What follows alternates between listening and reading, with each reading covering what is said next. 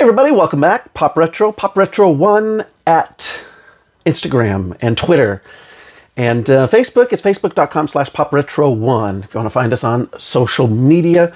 Want to go through the last of 3 big stacks of new additions to my Blu-ray collection. The last couple of videos, I did a stack of fantasy superhero style movies. And then yesterday I did sort of more family movies, drama, and family animation. And then today, the last of the new pickups, and by new I mean over the last month or two, they've just been kind of piling up, and I wanted to make sure and show them on the channel before I shelved them away and put them on the watch pile, on the watch stack. So these are the horror and exploitation movies that I've picked up over these past month or so. Now, November and December, I don't know if you're like me, but man, that I wind up doing a lot of purchasing because of all the sales. You know, you have the Black Friday, you have the holidays and all the holiday sales, and some of these labels are just clearing things out, I think, often. And the online e-tailers, you know, like Amazon, will have these big sales, or they're price matching other places. And so I just wind up stocking up, I guess, for the year.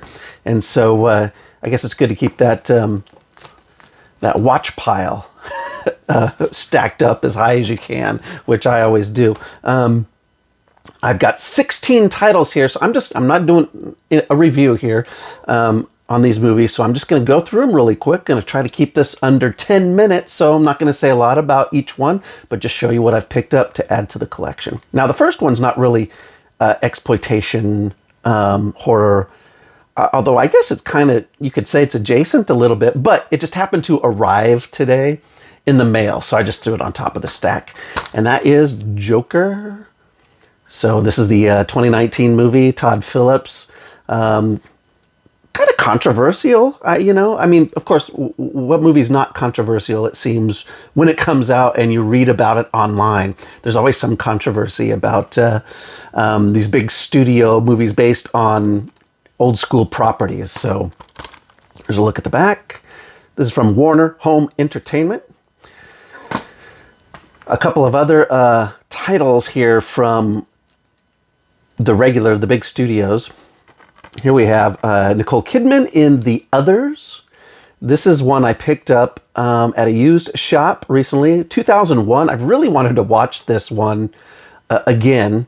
I haven't seen it since the early 2000s, and I've had it in my Amazon cart, just trying to wait for a decent price to buy it, and I wound up catching it at a used shop. So I finally added The Others to the collection. Same thing with this one, another used purchase, also, well, not from 2001, but from 1999, and that is the Blair Witch Project. Now, man, do you remember the furor, the absolute mania that was going on when this thing came out?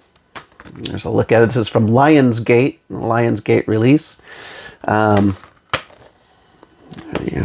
Lionsgate with their staid gray DVD or Blu-rays. So this was in 1999, just before the what was it called, the Y2K? You know, before the year 2000. It was my last year of college, and I started my career in the summer of 2000. So this is one of the last big hurrahs from my youth, I guess you'd say, just coming out of college and going to the theater and catching movies. So, and of course, this kind of kicked off that whole found footage thing, made it really popular for quite a while. Up next, from 20th Century Fox. This is just one that I've just been meaning to buy for a long time that I haven't. From 1975, we've got the Rocky Horror Picture Show. And here's a look at the back. It's one of those deals where, you know, these Fox releases, you know, as Disney purchased the Fox movie library. And so a lot of these, I don't know if this one is under the Disney ownership now, but there's no reason to think it's not. So anytime I see a Fox title for a good price, I'm just picking them up, especially these old catalog titles that I don't have yet in my library. Now this next one's from a company, distributor called Doppelganger Releasing, and I don't think I had a Doppelganger Releasing in my collection before. And so this is a Wes Craven movie, Summer of Fear. And I believe this was a TV movie, but this is a PG-13 version of this film. So this is from, what year was this? 1970... I can't see. I can't tell. 1978. So from 1978. One of his earlier movies, and one that, doesn't get a lot of play, or doesn't get talked about a lot. And so I don't remember it. I want to say I've seen it a long time ago, but I got it now. So I'm definitely going to be checking it out and talking about it later. From 1963, I finally picked up Mario Bava's Evil Eye, a.k.a. The Girl Who Knew Too Much. Often cited as the first giallo, that really just kind of kicked off the craze over in Italy, of the giallo craze, or subgenre, I should say. And so I want to say over the last 10 or 15 years, I've really enjoyed learning about giallo films, having not really known anything about them in my younger days.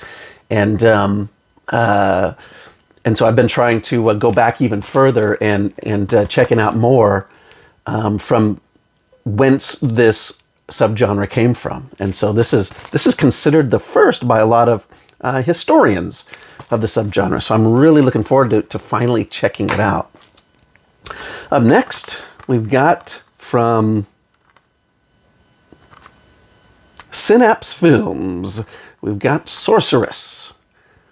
And Sorceress was directed by Jim Wynorski and produced by Fred Olen Ray. Two of my favorites from, growing up in the 80s and 90s. Just the B-movie circuit, the late night Cinemax circuit, and that's where I remember Sorceress from. This one's from 1995, and so I was actually surprised when I saw this. I was like, wow, there's actually a Blu-ray release of Sorceress. And so I went ahead and picked this one up. See if I can show what's inside here without getting booted off YouTube. And there's a look at the inside. I know there was at least one sequel to Sorceress. I think there may have been a bunch of them after that, but I don't remember. Julie Strain, of course. One of my favorites from the Andy Sedaris films. One of my favorite film series.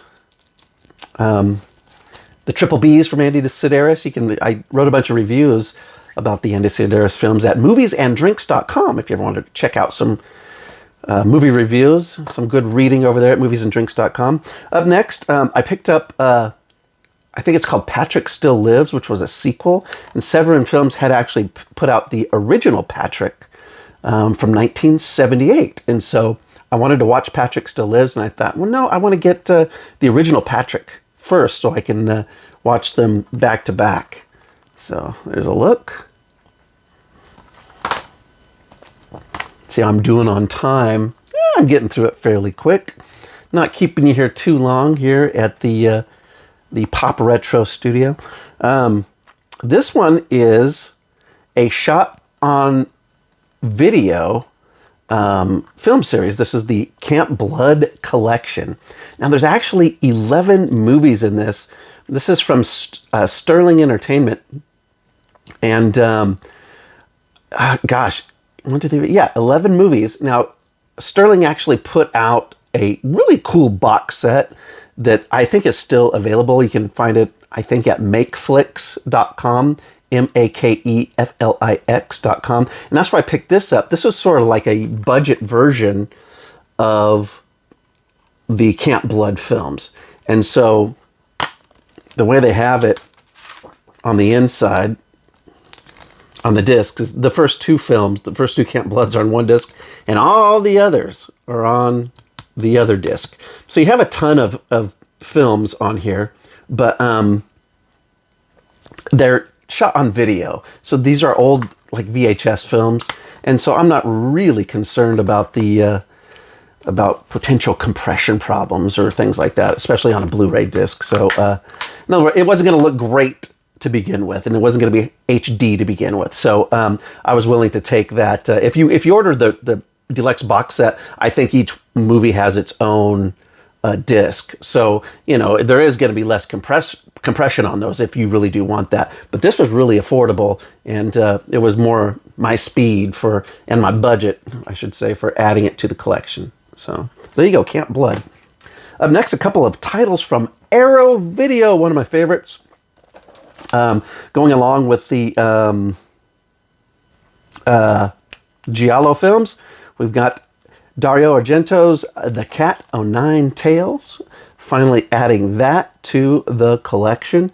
This was from, what year was, get out my magnifying glass because I'm blind, 1971. Okay, so early 70s on this one.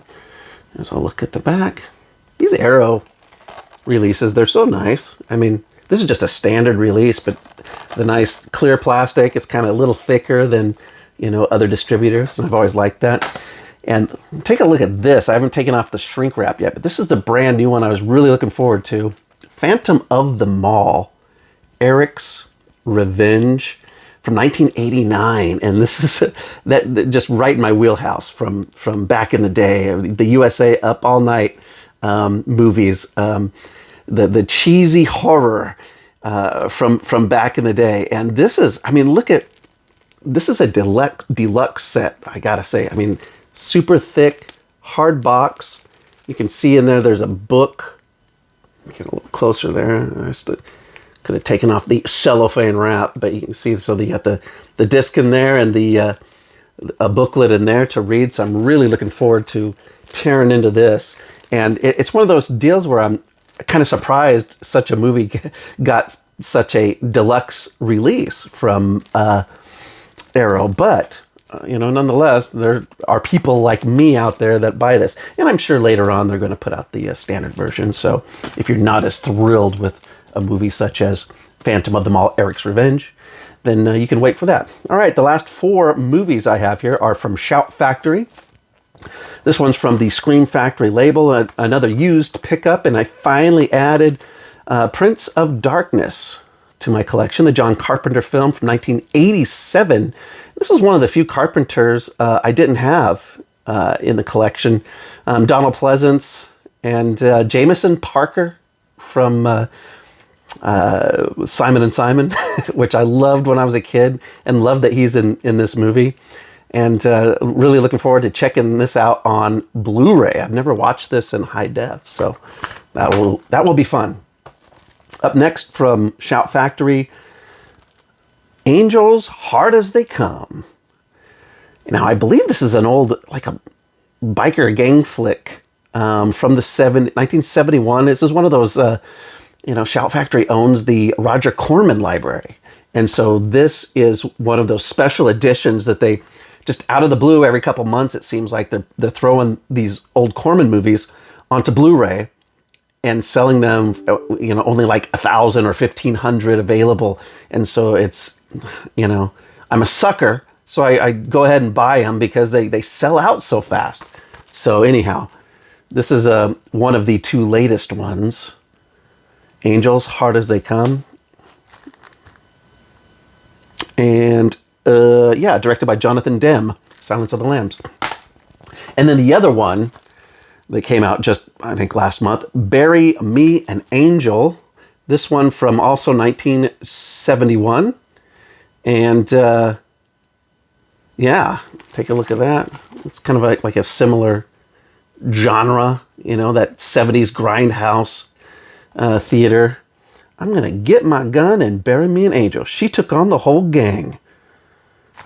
Sounds exciting. Looking forward to, you know, I don't know if those are even still available. And my hope is that Shout Factory does keep them in print somehow. But man, they're fairly expensive for what they are, and you know, they're so limited that I jump at them and get them because I'm an idiot. All right, last one from another Scream Factory. We've got Women's Prison Massacre. I think this is one that I just found very affordable on a sale, and I thought, oh, I don't have that one, so I picked it up. 1983 from Shakarama Pictures back in the day.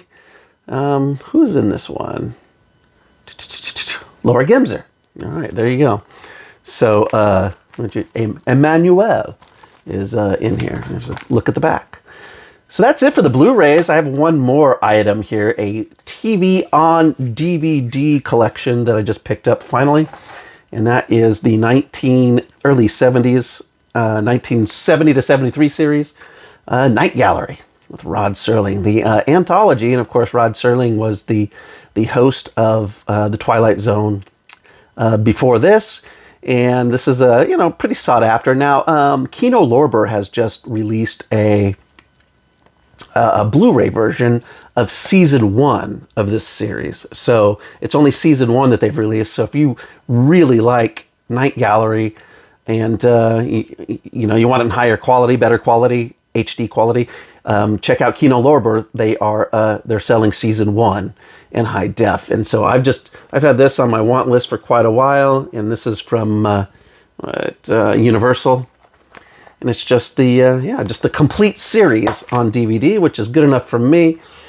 If the Blu-ray was a complete series, I might have bitten. But on the other hand, sometimes I also got to look at the budget too, and sometimes I just don't have it in the budget to shell out for something a lot more expensive. So anyhow, and in fact, this one I think was under $20. I purchased it for at Groove, GRUV.com, which I believe is Universal's online store, essentially. So there you have it, folks. There's the big stack of Blu-rays and the DVD set, the TV on DVD. Hope you enjoyed this video, and check back soon. And I'll be here, and I'll be showing you some more, and I'm going to get back into doing some reviews and reviewing some movies and some other things, books that I'm reading and TV shows that I'm watching, and hope you'll tune in for those. So I'll see you soon.